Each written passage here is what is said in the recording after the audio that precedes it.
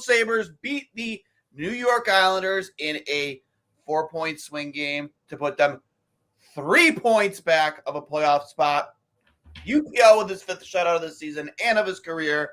And I am joined by my co-host, Connor Hurley. But before we get to the game, just always remember, I'll hang up and listen to Two Goalies on Mike is brought to you by Fatty Beer Company, the premier market and tap room in all of Western New York. 8 different locations with over 300 beers to choose from. Open 7 days a week from 11:30 a.m. till 10:30 p.m. and later with live music, entertainment, and trivia at all 8 locations.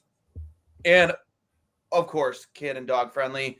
Buffalo Go Apparel, our second sponsor, but definitely not always a priority for us. One of the best places to get all of your Buffalo sports apparel needs, from your shirts, your hats, your hoodies, now exclusively available. The 39 GOAT snapback hat, the RJ snapback hat, the GOATed shirts and hoodies and long sleeves, now available in long sleeves for the first time. All available exclusively at buffalogo.com, at Buffalogo Co. on Instagram and Twitter. Connor, Sabres, we talked about it the other night, but I think this was their most complete performance of the season. I mean, they dominated. There wasn't a time in this game where I was ever for a moment worried that the Islanders might come back and make a game of it. They dominated Patrick Waugh and the Islanders from start to finish. Yeah, without question. Real quick, I listened to our commenter from last time that I would add another Sabres apparel to my background with each win. Still didn't fix the other. Nope. But I just added another.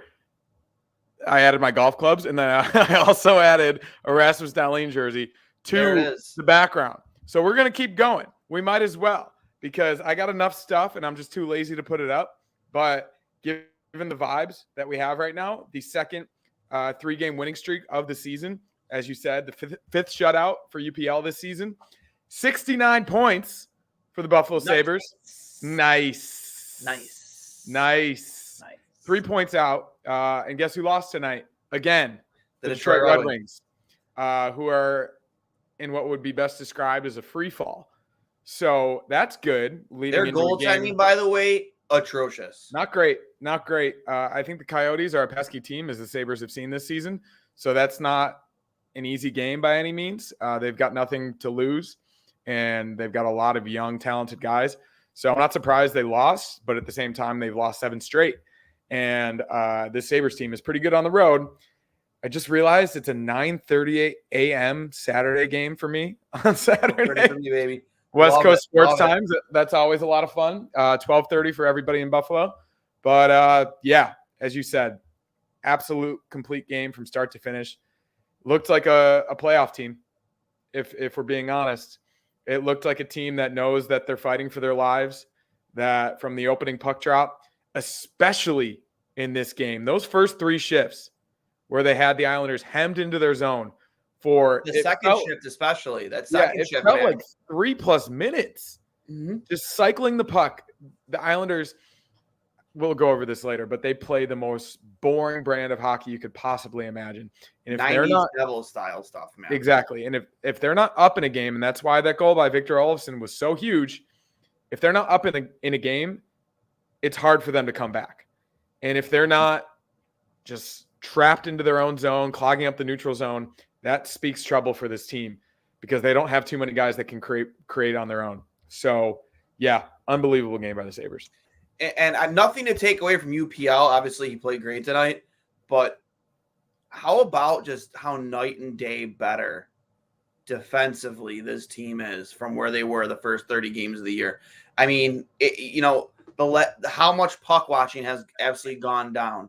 Getting him and shooting and passing lanes, just honestly, just looking, the jam, especially below the dots. Like, it's so much better of a team 5-on-5 defensively than what we saw for the first half of the season.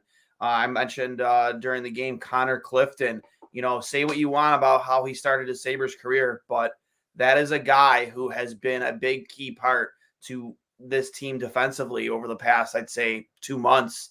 I don't have a bad thing to say about him. And it's hard to find bad things to say over the last 2 months. He's really found his game and settled in and found an identity on this team in that third pairing role. Flexible to play a top 4 role if you need him to. But if they were to go into next season with Connor Clifton on the third pairing, I'm completely fine with it. Yeah, spoiler alert, I was going to name him one of my 3 stars at the end of the game because I think that would have been a surprise to some people, but he's quietly got some dog in him the past few weeks. That fight, obviously, I think was a good spot for him to do that with a much bigger guy, the captain of the Islanders, a very tough guy in Anders Lee, and he held his own. He did not get dummied in a situation where a smaller guy absolutely would have gotten dummied. So it shows his heart. He's been a pretty physical presence on defense all season long. I think we saw that from the first 5 or 6 games. But in the middle of the year, like most of the team, he wasn't very good defensively, and he was puck watching a lot, and he wasn't moving his feet in his own end. But the entire team, not just Connor Clifton, is playing with more speed. They're playing with more intensity. I don't know if it was the trade deadline or losing their captain or losing their leading scorer or a combination of everything that woke this team up. But they are a different hockey team the past 3 games, especially the past 2 games. Obviously, you get a big win against the Oilers, but what they've done to 2 teams that are currently in the playoffs, and the Red Wings and the Islanders, has made them look absolutely embarrassing for 2 teams that have been largely really good all season long.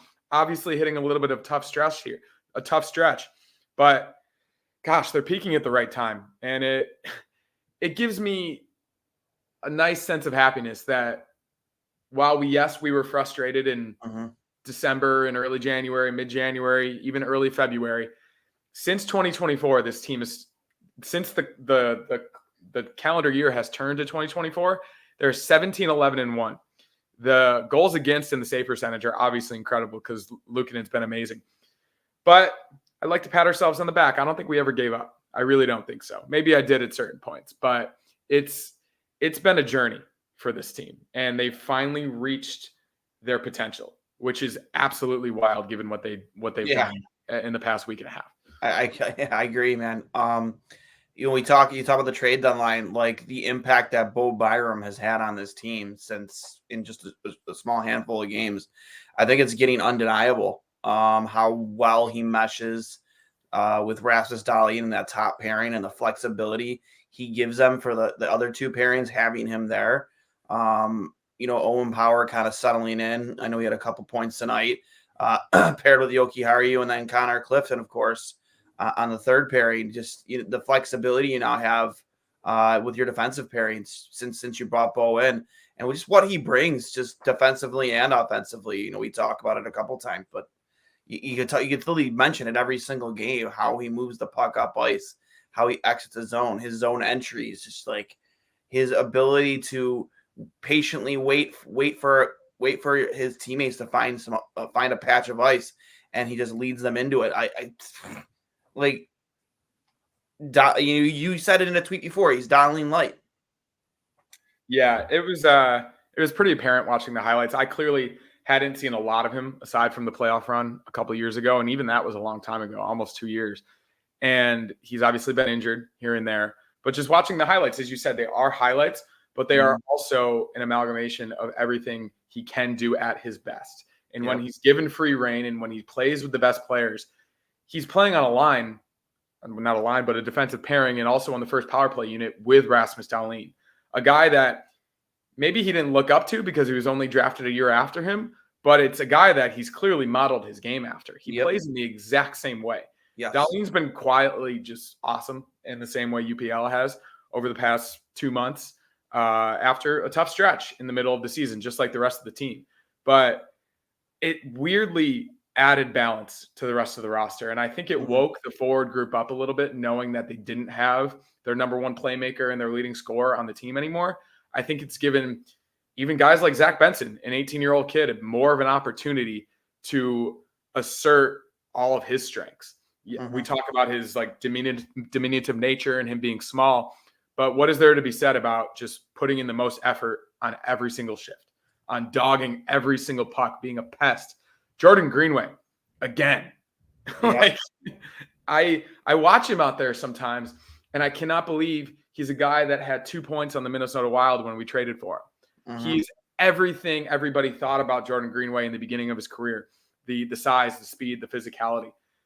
Even obviously we mentioned it last show, but Alex Tuch is returning to his speedy, physical, skilled form. Looks healthy, man. He looks healthy. Yeah. And even if Tage doesn't look that healthy, he had that toe drag tonight and a near goal, which in my opinion should have been reviewed a little bit longer. But he pushed him into that. He probably pushed him into the net. But he should be rewarded, in my opinion, for a really nice move that looked like vintage Tage Thompson. Mm-hmm. That at least a little bit gave you a glimmer of hope that maybe he's getting healthier, that whatever he's been dealing with is going by the wayside. So, gosh, everything's coming up the Sabres right now, and it's really crazy. Yeah, and Owen Power too, just adding to his point total with another 2 more assists, 26 points on the season in 61 games. I think Zach Benson with his 9th goal tonight, adding to his rookie total. I think he has 23 points in 50-something games. As an 18-year-old, I don't know, they can't express how impressive that is for a kid who wasn't expected at all to be in the NHL this year as an undersized. They would say an undersized 18-year-old. I just can't wait. I know we talked about how much of a pest he is, and like they mentioned on other podcasts too. When you talk about captains and stuff like that and attributes, and like he mentioned, if you were to go off the board with who you'd put a letter on this team, like when you say just hypothetically, if the Sabres go off the board, I think like Zach Benson would be like complete. Yeah, but he's got some time. We'll do that in 5 years. No, I'm not saying he should be, but like if you're looking at attributes that you want in a player, Zach Benson possesses all of them. Like for sure. Can you find a shift this season where you looked at him and like said, yeah, he gave up on that play, or no, the effort wasn't there, even when the team was playing like dog shit, and you question the team's effort. Zach Benson wasn't a part of that. The kid just is constantly going, and I can't wait for him to grow and become an adult, because when he does, holy shit, man, is he going to be a player to deal with in this league? Zach Benson is the first Sabres 18-year-old to have 5 points with multiple goals in a 2-game span since Pierre Turgeon in November 1987. When's the last time he had like I can't remember if Jack was 18 when he came into the league. I think he was. He played that season. Either that or it was he just hit 19. Yeah, obviously Dahlin was, but that's an unfair stat to him given that he's not as much of a goal scorer. But I mean, Pierre Turgeon, very, very good NHL player. Yeah, and obviously one of the best players of the Sabres in the 80s and the 90s. So that's good company to be in. Obviously, this is a really good 2-game stretch for him. But yeah, it still boggles my mind that he fell to 13. I'm not sure what NHL GMs were thinking. We've talked about this before. There was a run on defensemen. I think when we did our mock draft, he went 8th overall last offseason, and he fell all the way to 13. Yep. Lucky us, obviously, given the Savoy connection and also Peyton Krebs. Kevin Adams was able to jump on that. But, yeah, it's really amazing. We talk about Braden Point as his ceiling, which honestly would be tough to achieve given how much Braden Point has achieved in the NHL. He's a really, really good NHL player. But I'm even starting to think, given how much of an impact Zach Benson has had, is it potentially could be greater than that. Maybe not from a point production perspective, but who knows? Because, like you said, 23 points in 57 games as a rookie when he hasn't even fully grown into his body and he's playing in this league for the first time is really remarkable. So sky's the limit for him, and I think these past 2 games show you not only what he can do for the rest of this season, but even just next year as well. He's a top 6, middle 6 guy for the next 10 to 15 years. Some notable post-game comments from Don Granato. Granato says UPL success has been part of the plan. Developing 2 young goalies and seeing the progress in those areas is very rewarding. Granato, also from Granato, that was an elite goal on Olofsson's power play goal. Says he stayed ready for his opportunity. He has seen him prepare and is so happy for him to get after the work to get in. He also says he won't comment on the Benson penalties, says his checking account is a little lighter, and then laughs a little. Another example of Zach Benson, a few phantom calls tonight. Yeah, I don't understand it. Hey, he's a 5'9" rookie. He's 18 years old. Yeah. I think he's just a target. Granato says they were close to getting frustrated because they were playing the right way, and it was still 0-0. So the Olofsson goal was huge and gave them a little lift. More. UPL says Craig Anderson is here from time to time, and he has been helpful to him. Says he gets a couple tips here and there. Craigie, I love it. I love it that he's just still around the organization. That's a pretty good indication that, wow, this has been really frustrating, and we've had our faults and our issues with how things have been run recently. Craig Anderson played in the league for 25 years. He played with multiple different teams, and the fact that he decided to stay on with the Sabres after his career was over, that does say something. Yeah. UPL says it means a lot to have 5 shutouts, second in the NHL right now. Says it means a lot that success comes when the team is playing well. He feels like he's made it as an NHL goalie, and he tries to make the most out of his confidence right now and help the team win. And we always said it in the past with him, is like it was never the physical ability, the athleticism. It was always just up here with him. And the second that guy got confidence and swagger, he took off and hasn't looked back yet.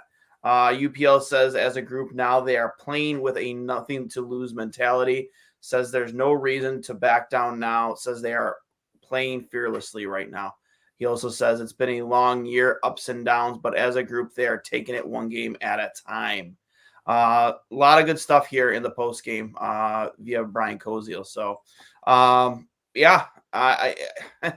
they are playing fearlessly because they do have nothing to lose. I just can't wait to see what this team and its youth can do once they get that monkey off their shoulders of the playoff drought, and fans can stop talking about it. Media can stop talking about it. You know, I can't wait because I think you're as loose as they look right now. This is the team you're going to see more consistently once that stigma of the drought is gone. Totally. I mentioned it the other night, like if they were to do it this year, especially after the way this started, that would be an unbelievable accomplishment. And also it would make it that much better, and it would take the pressure off that much more if they are able to do it. I think we all thought the same thing about last season, but last season was a tiny bit more consistent. Of course, they went 9-2 in their last 11 with the insane Devin Levi run, but the way this season went, with all the expectations, with all the injuries, with the lack of goal scoring and the inconsistency, not able to string 2 or 3 games in a row, it's obviously been incredibly frustrating, not just for us, but I think for Don Granato, for Kevin Adams, for the entire team. Jack Quinn, obviously, it's been really, really unfortunate year for him, and you saw how good they were when he was in the lineup. Speaking of Devin Levi, they're taking one game at a time. We mentioned last show, but I think it needs to be discussed again. Monday and Tuesday. Monday, you're in Seattle. So they play the Red Wings early, which is good. I think UPL definitely starts that game against the Kraken Monday night in Seattle. Very good team at home, really good atmosphere. But, of course, with the run he's been on, he's got a day and a half of rest after the Red Wings game. He plays that game.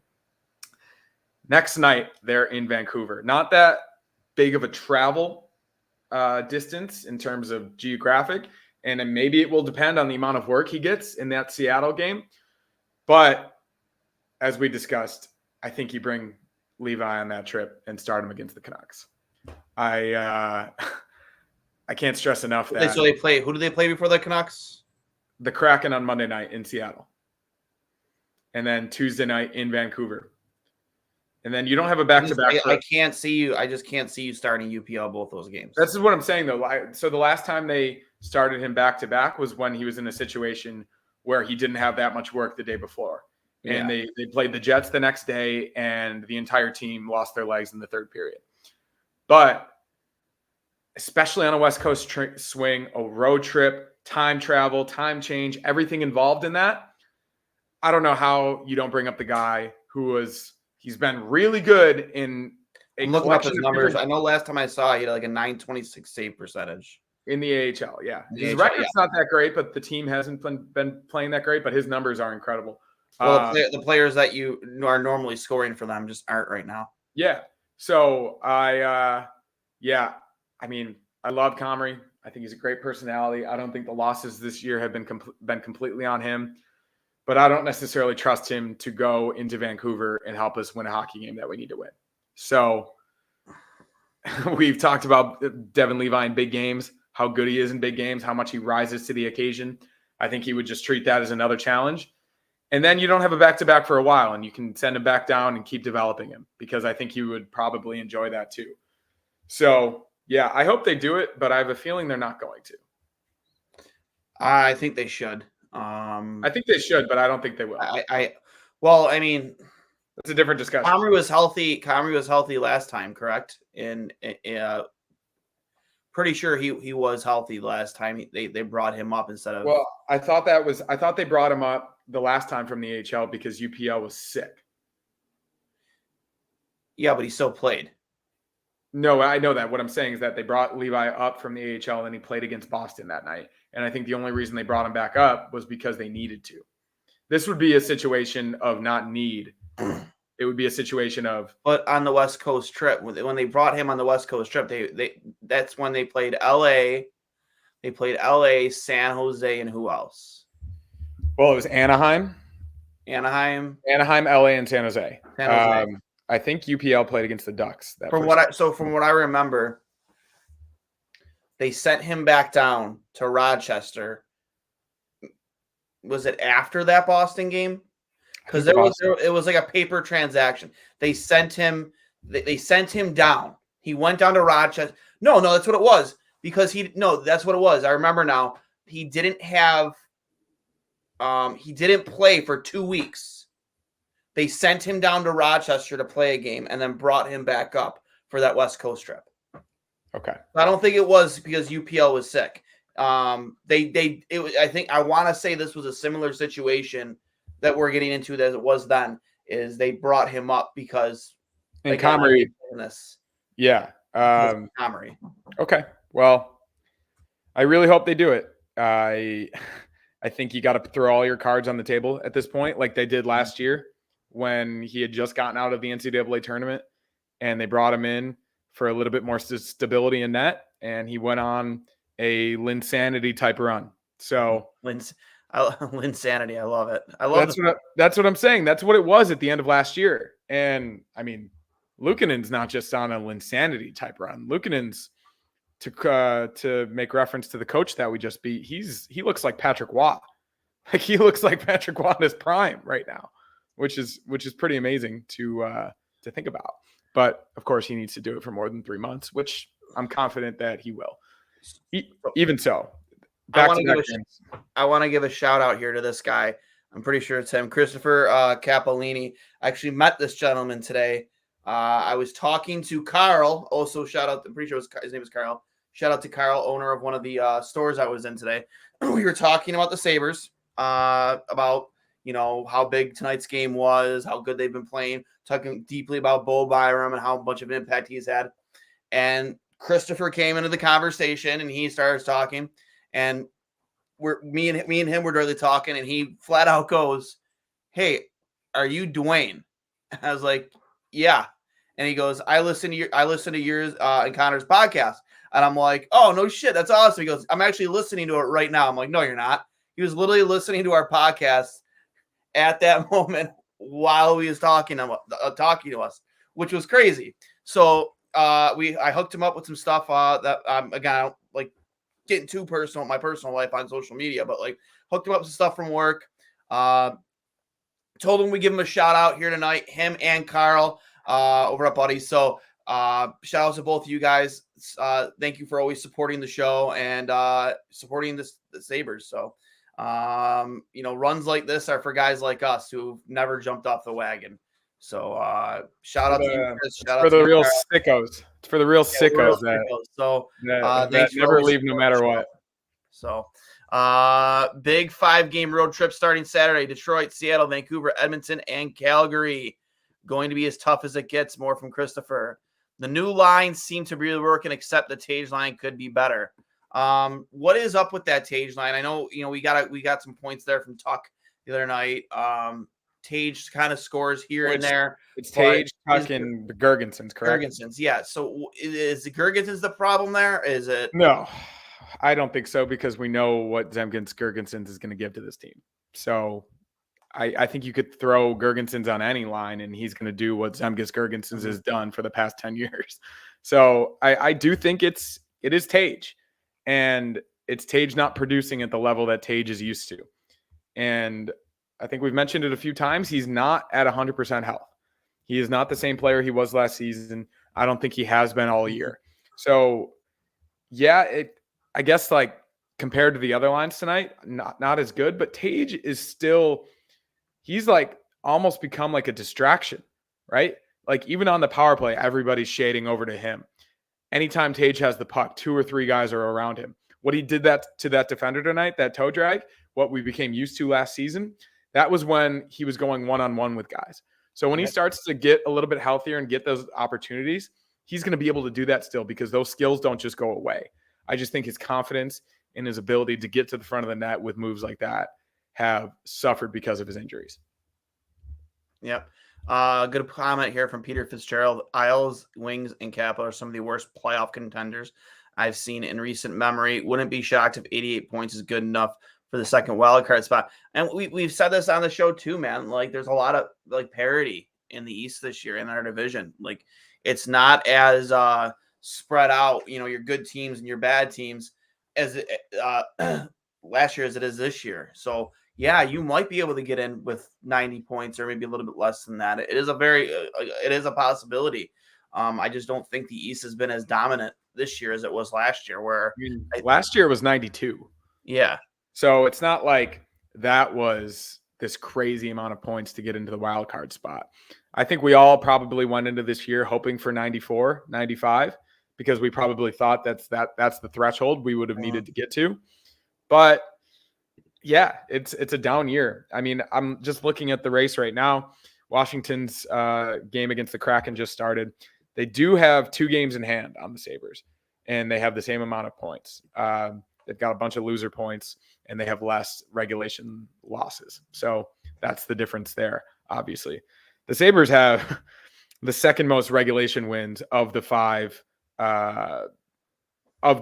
teams in playoff contention. The Sabres have 26 regulation wins. The Lightning have 28. The Islanders have 21. The Red Wings have 23. The Capitals have 24. The Penguins have 24. The Devils, similar position to us, also have 26. They just don't have any loser points. So, yeah, it's definitely a down year. And like you think of the Capitals, and they traded Evgeny Kuznetsov. They don't have Nicholas Backstrom anymore. They've got a bunch of young guys, which I think are playing actually pretty well. In Connor McMichael and that Russian defenseman whose last name I can't pronounce that they just brought up. I won't even try it. Miroshenko or whatever his name is. It's a very long last name. But Charlie Lindgren has been playing really well. They have Darcy Kemper still, obviously won a cup for the Abs less than 2 years ago.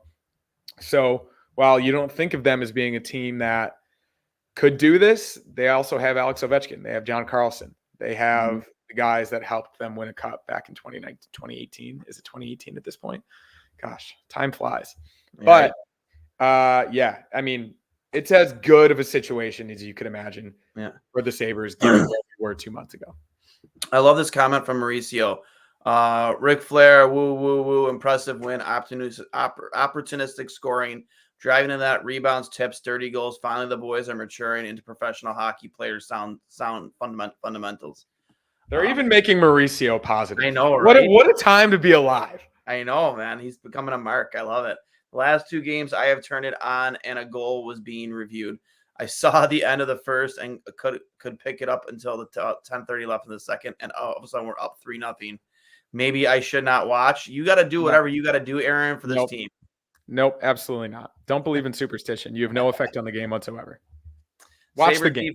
Sabres defense is playing great. Crazy to think it will only get better with Matthias Samuelson's return. Also, remember Quinn is hurt, and that'll be a good return as well. See Byram clear the front of the net, knock guys down, started a scrum. Yeah, again, the Bo effect. The bow impact. What's a good we need to find the boa constrictor. Ooh, I like that. Boa constrictor. I don't know. Well, I came up with because obviously Bo, the Dukes of Hazzard, that video, the Dukes of Buffalo. Maybe him and Darlene. I don't know, but there's got to be something there with that name that we can have some fun with. Red Rocket, what's your St. Patrick's Day plans? Luck of the Irish, the pond, the shining upon the Sabres. See, this is great. This is a relevant question because I don't live in Mexico. I'm going over to my buddy's house. This is the thing. The game's at 9:30 in the morning for me on Saturday. So he's going to cook some corned beef. We're going to have some Guinness, some Jameson, and celebrate responsibly. Do yourself a favor. I tried it. It's the Irish cream Java Monster. They have those Java lines. Mm-hmm. It's super good. Super good. Give it a rip. Yeah, I'll check it out. Yeah. Nice little shameless plug. Well, no, not even that, dude. It was really good, and people mix that stuff with alcohol, so give it a rip. I bet you it tastes delicious. Sounds like an Irish Four Loko. It could be. That's exactly what that is. I don't need that. I'm getting old. Benson continues to impress more so lately. He's 18. He's 165 pounds soaking wet. He's not an adult yet. Wait till he becomes an adult, man. I'm just telling you. He's going to be dog. crazy. Dog. Absolute dog. DAWWG. Yes and yes. This pod is one of the few about the Sabres that doesn't just follow the crowd. You analyze and stick to your idea. We appreciate that, Aaron. You see what happens in the chat when the Sabres win? There's compliments. People are meeting people in person. I know, man. Mauricio is being positive and asking relevant questions. What is going on? Benson has to watch the penalties, though. Other than that, he's been really good. You know who has to watch the penalties? The fucking National Hockey League. Yeah, I know. Because I would say 75% of the penalties he's taken this year are phantom. They don't exist. They're being acknowledged on the broadcast, and the head coach can't even speak about them because he wants to, and he doesn't want to get fined. Yeah. I'm not yelling, but it's frustrating. Another phantom penalty on Benson tonight for tripping as a guy fell himself. It's insane. Another new listener. I haven't seen this one yet. K-Dog. Thank you, Arizona, for giving us Benson. I can't believe they passed up on him. I mean, that's the thing. Arizona was in a position. They've been bad for so long that they've taken so many small forwards with playmaking skill, Logan Cooley, what have you. But they needed a defenseman, and they took a defenseman. Yep. And that defenseman's not going to play on their team for 2 years. Yep. For Aaron, Mitz got thrown to the NHL at 18 and it ruined his development, set him back a few years. I was worried with Benson that this would happen, but he also did more than 0 pull-ups. Different type of player. Yeah. And he also Mitz went from high school to college hockey. Exactly. Whereas Benson played in I wouldn't say it's a better league, obviously, junior to NCAA. It's a more pro style league. Yeah, exactly. So I think that he was more ready for the National Hockey League than maybe Middlestat was. And Middlestat should have spent another year in college. He should have. I think everybody can agree on that. I just think that Middlestat's game is way more catered to playmaking, making pretty passes, as we saw him do over the past year and a half, and we're going to continue to see him do on the Avalanche. Benson, coming out of the WHL and in the draft, he was marketed or lauded just as an absolute hound. Not only just a playmaker, but this dude just does not stop. His motor is on all the time. And every single thing, this is why we were so excited after the draft. And I think, not to pat myself on the back, this is why I said I thought he could make the team as soon as we drafted him. Mm-hmm. And it's because of what I'd be interested. Remember we did our mock draft? I just said we had him at 8. We had him at 8? Yeah. So, wow. Good memory. I looked it up after he fell to 13 because I was interested in what the projections were. And that was the lowest I had seen from any mock draft, not just ours. Every single projection of Zach Benson was a top 10 player in that class. Mm-hmm. And he fell because teams needed defense. They needed size. Yeah, and the Sabres weren't afraid to double up on a type of player that they've had recently. Turns out he's a different type of player. Yeah. Again, I'm actually now looking forward to. I think Steve said he'd come and do it on us again this off season for the mock draft again. So that's exciting. Good comment here from Aaron. He gets them because he works so hard. He pushes himself to the limit and past. He has the confidence that he can do it, and even when he can't. That is a good point because he is skating hard. He is putting, I guess, back checking, I guess, or trying to catch up with the play. He's skating his ass off, and maybe hard work is being mistaken for whatever these penalties are that he's getting, because I certainly don't understand it. No, I really do believe that it's a product of him being as small as he is, as young as he is. He doesn't have a reputation with some of these refs yet. That really does matter. Like, a lot of these refs know these guys, and you establish a rapport and a relationship, and you get off with some stuff. It's just human nature.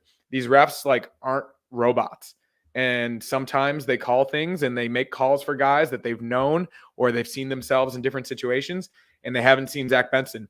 And maybe they see him hounding pucks and slashing guys and getting into corners and whatnot. But he is the product of the way he plays and also his age and his relatively new status in the league. From Kevin here, Joseph's fit back in nicely. He hasn't hurt the team. I forget that Joseph was even playing. I know I saw him on the screen a couple of times, but it's a good way to describe it. He's not doing anything bad, but he's not doing anything great, but he's not doing anything bad. If you're not hearing his name, that's probably sometimes a good thing. On the fourth line, if they are being responsible defensively, getting pucks out, getting pucks deep, that's kind of what we need right now. Tage looked good. He just hasn't found the net. From Charles, to our point earlier, do you call up Levi to back up the stretch run if this continues? I mean, that's a good question, even beyond the West Coast trip. Well, I know for the entire season, because you're starting UPL in every game that matters when he has rest. So you don't want Devin Levi sitting on the bench for 3 weeks. I mean, in terms of beyond, say if you find a way to get into the playoffs, you put him on the playoff roster. Right? Well, yeah, I think you got to put him on the playoff roster, right? Yeah, I mean, he is on the bench as your backup. Yeah, that would make sense. Yeah. Okay. Yeah, sure. I just wanted to make sure. No, but the playoffs are a different story, right? Yeah. I'm saying you continue to play him in Rochester. He continues to develop and do well. Oh no, I don't disagree with you there. Yeah, leading up to the playoffs. Yeah. I'm just stating, rather than him obviously give Rochester the best chance to win on a run for a Calder Cup. No, he's in Buffalo. He's got to be the backup if they make the playoffs. And I think different to what I think they'll do for the West Coast swing, I think they would absolutely do that. But let's not get too ahead of ourselves. Aaron, I watched UPL highlights when he was 15 and 16 years old. Hope they drafted him, and they did. Went to his first game in North America against the Marlies, and then got a job for the Amerks to watch him. People trashed him after double hip surgery. Expects him to be a legend right after. Really, we always said it on this show. We knew he had the talent. It's tough for any athlete with that type of procedure done on both hips to be successful, especially as a goaltender, because our hips are so important to pretty much everything that we do in that. But yeah, I'm glad the patience has paid off. I agree. I think that it's obviously not an easy thing to come back from, and it takes some time. And also, just in the NHL, goalies are weird. I think we know that as well as anybody, that development is not a straight line for any goalie in the NHL. I think is he 24? 24 or 25, I believe. Yes. So still relatively young as far as goalies are concerned in the league. And that's why this entire Devin Levi discussion has been complicated, because as good as he was in college, as good as he was at the end of last season, starting him as much as they did to begin this year probably wasn't the best idea, but they didn't think that they had another option. They hadn't trusted UPL yet because he hadn't shown it aside from a month or two last season. So yeah, it's a non-linear thing with NHL goalies. And I just think it's amazing that UPL has been able to persevere through all of that. I think it's been a tough road for him. First round pick, or is he early second? Even so, that never happened. Won the World Juniors, was the best player in that tournament in 2018 for Finland.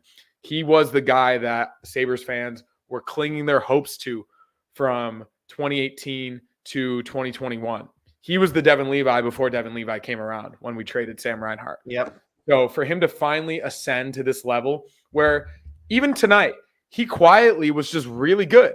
And he's been quietly, not even quietly in some games, but he's been really, really good for 3 months now. And that's not just like, as we mentioned earlier, a Linsanity run. That is sustained excellence in the hardest league in the world to do it in. And we've mentioned before, the Sabres aren't the best defensively. They've been playing better recently, but he still had to make some tough saves tonight, and he got a shutout against a pretty good hockey team. So can't say enough about him. I'm just so happy to see it. I agree. Very happy to see it finally. Like the hard work and the patience paid off. From Hunter, have Levi play versus the Krakens. From K-Dog, it's the defense plays like tonight. It doesn't matter who we play in that. I agree to an extent because the defense was damn near flawless tonight. But you're not going to get that. If you put us in that might be a 4-3 story, but or a 4-3 Sabres. But I'd let in a couple. That one, just an example. That one cross crease push. The one cross crease push that he got his glove over. That's just an unbelievable high danger chance NHL quality save that not many people make. Speaking of which, the glove save Sorokin made on Payne Krabs. Filthy. One of the sickest saves. Filthy, dude. Oh, what a windmill glove save on a Thursday. Oh, my God. And it's not even just a windmill. Like, the windmill was amazing, but the fact that he even got there, oh, my God, the split. That's what makes it fun sometimes, watching just random NHL games. The level of goaltending in the league is largely pretty incredible. And Ilya Sorokin's one of the best examples. One of the best in the world. He is such unbelievably good. And it makes me happy that Russia might not be allowed to play in the 2026 Olympics. So he won't be a part of it. I for instance, what was I going to say? I had a point about Sorokin. Oh no, that play, I need Peyton Krebs to score there, not because I think he should have scored there as an unbelievable effort from Sorokin. That's a guy that just needs to find the back of the net right now. Sure. He's filling some big shoes right now, at least in the eyes of Sabres fans, and obviously the eyes of his teammates. And you need that guy to find the back of the net. I'll say this though, I don't need him.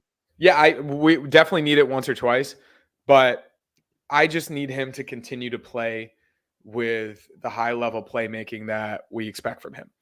I don't think anyone ever expected him to be a goal scorer, right? Mm-hmm. He's not going to score 20 goals a year, even at his best. But if he can give you 10 to 15 and then also 35 to 40 assists, I think that's what everybody expects from Peyton Krebs. Yeah. Luke Sanity. I love that. Yeah. Luke might Sanity. Might have to steal that, Charles. Might have to steal it, Charles. If they do bring him up, I'd love it. More security, but also UPL may take it the wrong way. I don't think so. He's been in that position already. And from all accounts, they're very close. I think they've even kept in contact since Levi's been in Rochester. Yep. And there's videos that the team puts out of the way these guys interact. And the one thing we always talk about Devin Levi is how good of a kid he is, how humble he is. Uh-huh. And I would say the same thing about Luukkonen. He seems the exact same way, hardworking, very nice dude. And just the team in general, they're very close, which makes me a little bit sad that Okposo's gone. And let's say we make the playoffs and he's not there. Oh man, obviously he's on the Panthers now and they have a really good chance of winning the cup, but I'd be a little bit upset about that. I would be too. Yeah. I honestly think getting rid of Okposo and EJ has changed the pace, which we never got Erik Johnson. Erik Johnson for sure. Yeah. Okposo, we knew his place on this team and why he was here. I mean, if we're being honest, they got rid of the 3 slowest players on the team. And look how much better they look. Casey's a different stratosphere, obviously, because he provides something that no one else had. High-level playmaking. Kyle Okposo and Erik Johnson didn't do that. So I wouldn't put Casey Middleset in the same umbrella, under the same umbrella as Erik Johnson, Kyle Okposo. But the speed is noticeable, especially to begin games. So maybe they're onto something. Yeah. Mature playoff style game tonight. Yeah, I agree. The past two felt like a playoff game. Right. Another new commenter, Owen Hebler. Avs play such a high-paced game. It seems Bo has brought it to the Sabres exactly what they need. Dude, there is a lot of new commenters here in the YouTube chat, and I couldn't appreciate it more.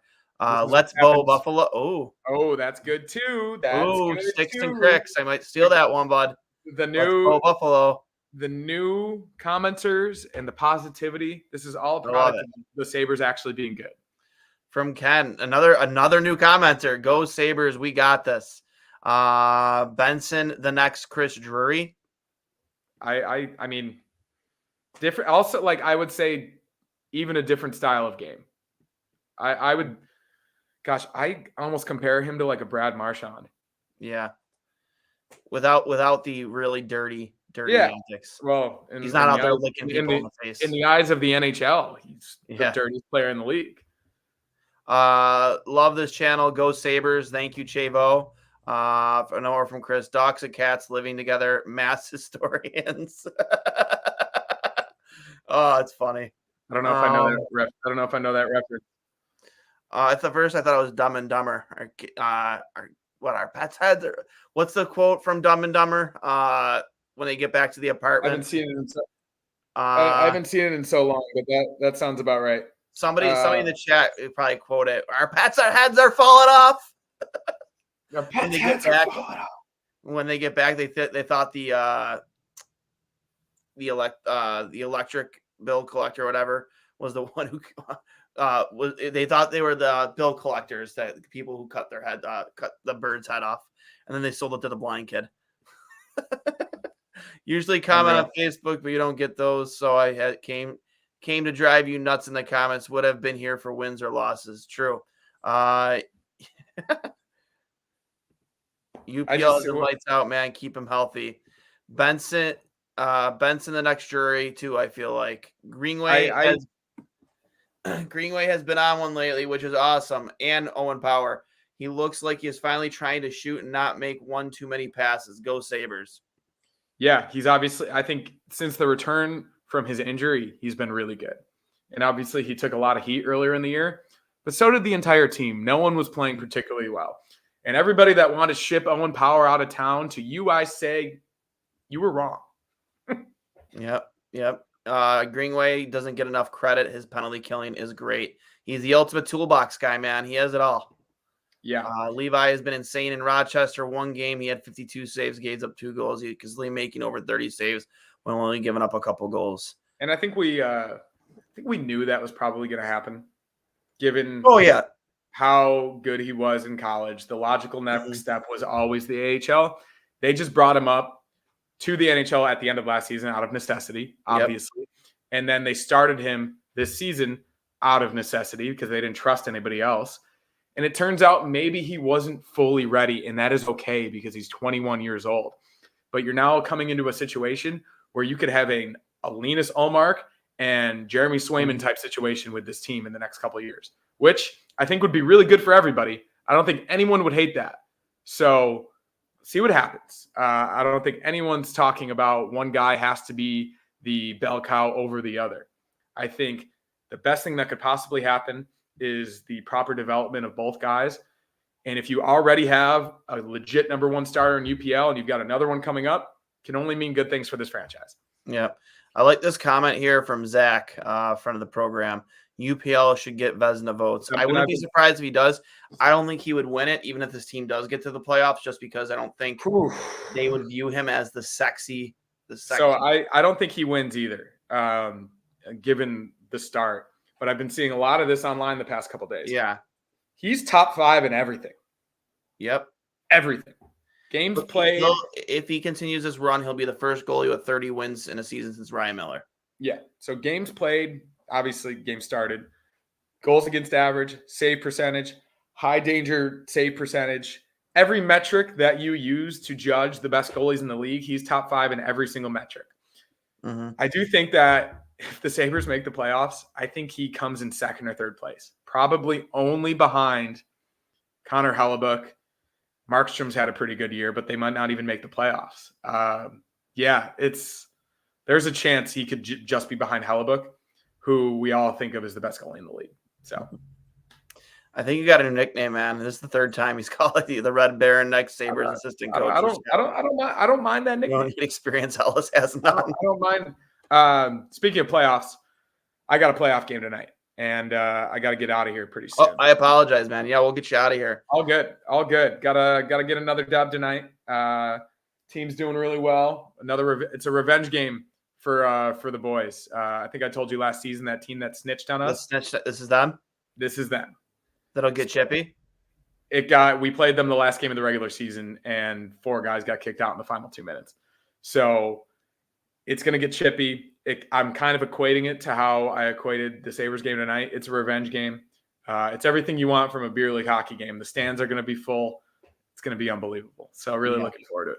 Vibes are good after. Vibes are great. Vibes are great. And also great vibes at Fatty Beer. Any 8 of their locations, they have over 300 beers to choose from. Make sure you go check them out. Open 7 days a week from 11:30 a.m. till 10:30 p.m. later. Bring your kids, bring your dogs. It's all friendly over there at Fatty Beer. Live music, entertainment, and trivia at all 8 locations. And, of course, Buffalo Logo Apparel, one of the premier spots to get all of your Buffalo sports apparel needs, whether it's your shirts, your hats, your hoodies. Buffalo Logo has that all. Get your hands on the 39 Goated snapback hat, exclusively available at buffalogo.com, at Buffalogo on Instagram, Twitter, at Fatty Beer on Instagram and Twitter. I am Duane for Connor. You want to do 3 stars? Oh, you have time? You have time? I can do 3 stars real quick. Okay, let's do the 3 stars here real quick. 3rd star, mentioned it earlier. I'm just going to go Connor Clifton out of the sake of being a little bit different, but also acknowledging a guy that's played much better recently. He had a fight tonight. He had an assist. He was good in front of his own net, and I think that's a larger representation of the defense as a whole. So I thought he was amazing. Dylan Cousins, obviously a huge goal. Him scoring is going to be a big reason this team gets back into the playoff race and even makes it. Because obviously him not scoring and him not producing as much as he did last season is a huge deal. And it was a reason they weren't playing as well as they were. I thought in general, he's been driving play. His speed looks like he's back. I think that he's getting close. Same with Alex Tuck. He's getting closer to the version of what he was last season. And obviously that can only mean good things if you're seeing that from your second line center. 1st star, I think we all know, Zach Benson. He has had his 2 best games of the season in the 2 most important games of the season, and that tells you everything you need to know about an 18-year-old first-round draft pick from just this past season. Benny the Butcher, we call him. He's a dog. He's a hound. Benny the Butcher. He's a pest. He gives you everything and more on the ice, and we're going to have him for a long time. I think we can all be grateful and excited for that, but we have him right now, and he's playing like one of the best players on the team at this current moment. So who needs a bit to have Benson? Before I hit my 3 stars, a couple new commenters. Benson was buzzing from Buffalo Sabres TNT. From NZ, let's go Warpath, baby. Ooh, Sabres on a warpath. I got nostalgia watching this game with my brother going nuts in our living room like it was 2010 all over again. We're back, baby. He just disagreed with you, K-Dog. I was surprised by this too. No UPL in your 3 stars. So, yeah, it's a shutout, and I guess I should have acknowledged it from the beginning.